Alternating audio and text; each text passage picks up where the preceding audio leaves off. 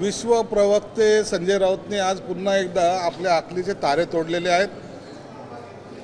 S टीमध्ये जवळपास 2000 कोटीचा घोटाळा झाला आहे असं त्याला स्वप्न पडलं होतं आणि त्याने ते आपल्या चॅनलच्या माध्यमातून सगळीकडे सांगण्याचा केविलवाणी प्रयत्न केला।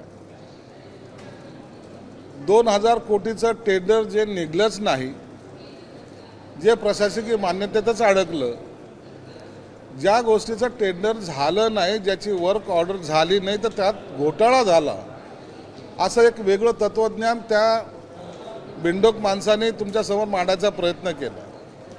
मुळामध्ये हे खिचडी चोर, हे कपत चोर, हे पत्राचाळीतले आरोपी हे दुसऱ्यावर आरोप करतायत।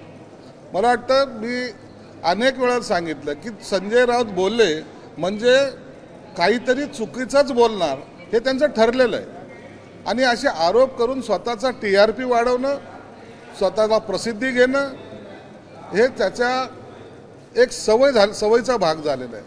म्हणून अशा या मनोरुग्णाला ठाण्याच्या हॉस्पिटलशिवाय पर्याय नाही आहे।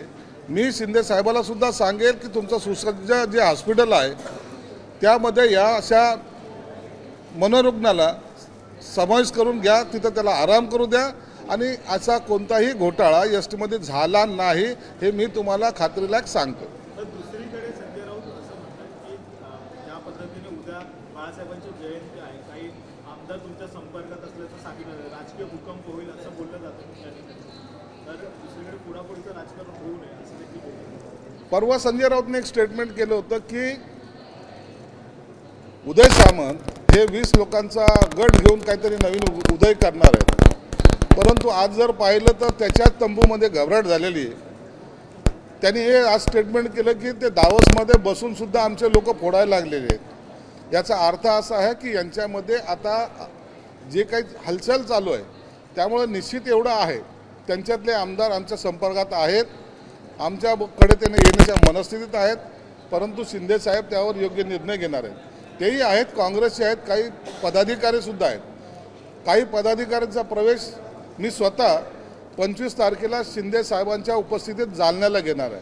म्हणून हे सर्व लोक जे अस्वस्थ आहेत, जे पक्षात राहू इच्छित नाहीत, त्यांच्यावर कुठंतरी आता तेच त्यांच्यात फूट पडते असं दाखवायचा त्याचा प्रयत्न आहे, परंतु तरी त्यांच्याकडचे लोक त्यांच्याकडे थांबणार नाही एवढं मात्र निश्चित आहे। संभाजीनगरमध्ये कुठेतरी वाद पाहायला मिळतात, कारण की संभाजीनगरचे बरेच जण आहेत ते भाजपमध्ये पक्षप्रवेश करताना पाहायला मिळतात। दुसरीकडे असं दिसून येत आहे की अंबादास दानवे असतील किंवा चंद्रकांत खैरे यांच्यामुळे याला वैतागून येत आहे की काय नाही? उभाटा गटामध्ये तिचं शिल्लक काही राहिलेलं नाही। काही लोकांना भाजपमध्ये जायचा मोह झाला तर ते काल गेलेत। काही लोक नगरसेवक माझ्याकडे जवळपास संभाजीनगर शहरातील 6 माजी महापौर आमच्या पक्षात त्यांनी प्रवेश केलेला आहे, अनेक नगरसेवकांनी प्रवेश केलेला आहे आणि येणाऱ्या 25 तारखेला शिंदे साहेबांच्या उपस्थितीत जालन्याला सुद्धा काही लोक प्रवेश करणार आहेत। म्हणून खैरेंचं आणि अंबादासचं यांचं पक्षाच्यावर नातं नियंत्रण राहिलेलं आहे आणि आपसामध्ये त्यांचा असलेला वाद हा सर्व जगजाहीर आहे। म्हणून हे आता उभाटा त्या ठिकाणी थोडी पण शिल्लक राहणार नाही असं चित्र एकंदरीत तिथं आहे। पण दुसरीकडे तुमचे माजी मंत्री अब्दुल सत्तार आणि तुमच्यामध्ये देखील कुठेतरी वाद असल्याचं समोर येतं, कारण की तुमची देखील तक्रार ते करणार अशा पद्धतीने बोललं जातं। त्यांना माझी तक्रार कुठं करायची करू द्या। स्वतः जेव्हा तोल सोडून जेव्हा बोलायला लागले त्या टायमाला त्यांना प्रत्युत्तर हे दिल्या जाईल हे मी ठामपणे सांगतो। त्यांना बोलायला कोणी अधिकार दिला नाही आणि जेव्हा ते एखाद्या माझ्यासारख्यावर बोलतात त्या टायमाला मी त्यांना उत्तर हे निश्चित देईल, त्यासाठी मी कोणतीही हयगय करणार नाही। दुसरीकडे पालकमंत्री पदावरून वाद पाहायला मिळतात, पालकमंत्री पदावरून शक्ती प्रदर्शन तुमच्याकडून होताना पाहायला मिळतात। महायुतीमध्ये अशा पद्धतीचं शक्ती प्रदर्शन करू नका असं सांगितलं जातं। महायुतीमध्ये शक्ती प्रदर्शन वगैरे नाही, कार्यकर्त्यांनी दाखवलेली ती नाराजगी आहे। उद्या माननीय मुख्यमंत्री भारतात परत येत आहेत आणि ज्या ज्या ठिकाणी पालकमंत्री पदाचा थोडा बहुत वाद आहे ते उद्या संपुष्टात येईल। मुख्यमंत्री आणि दोन्ही उपमुख्यमंत्री मिळून योग्य तो निर्णय परवा दिवशी आपल्याला घेताना दिसेल। संगनमत नाहीये, संगनमत नाहीये।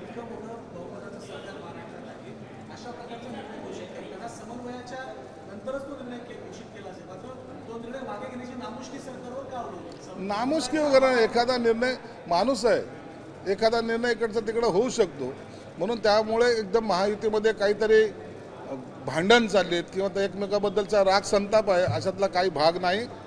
हे सर्व एक दोन ठिकाणच्या फक्त पालकमंत्र्याचा जो तिढा होता तो मला वाटतं आता सुटून जाईल. बरं, आदित्य ठाकरे यालाच म्हणतायत की मुख्यमंत्र्यांवर कुठेतरी दबाव टाकला जातो.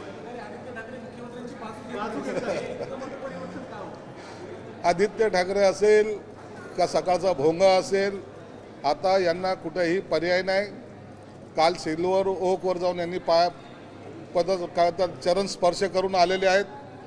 आता ज्यांच्यावर इतकी कठोर टीका करायचे ते लोक आता सगळ्यांची तारीफ करतायत. हा त्यांच्यात झालेला बदल चांगला आहे. त्यांना जर महाविकास आघाडी सोडायची असेल, दुसरीकडे कुठं जाण्याची त्यांची काही मानसिकता दिसते आणि म्हणून आता अकेलो चलोच्या भूमिकेत राहायचं की आता महायुतीबरोबर जायचं या संभ्रमात ते आहेत. परंतु देवेंद्र फडणवीस साहेबांनी स्पष्टपणे सांगितलंय त्यांच्यासाठी आमचे दरवाजे बंद झालेले आहेत. दुसरीकडे तुमचे मंत्री गुजरात सरकारचे कृषी मंत्री जाहीरपणे योजनेमध्ये झालेल्या भ्रष्टाचाराचं जाहीर समर्थन करतात. कुठल्याही योजनेत 2% भ्रष्टाचार होतच असतो अशी जाहीर करून त्यांनी दिली. नाही, त्याच्याबद्दल त्यांचं काय मत आहे मला माहीत नाही. परंतु त्यांच्या नेत्यांनी त्यांच्याकडून जर असा भ्रष्टाचार होत असेल तर त्याची माहिती घेतली पाहिजे आणि ती पब्लिकली केली पाहिजे.